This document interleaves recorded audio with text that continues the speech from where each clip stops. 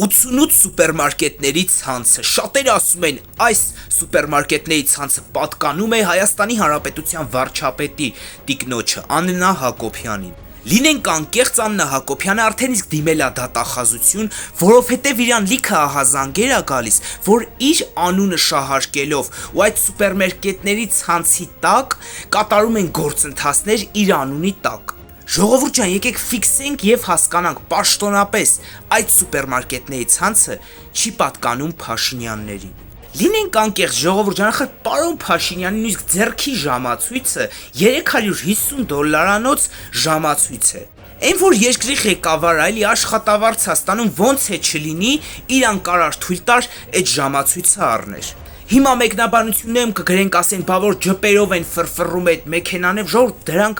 այդ բոլորը ծառայողական մեքենաներ են եւ պատկանում են Հայաստանի Հանրապետությանը, որ օրը այդ մարդ այլևս չի լինի,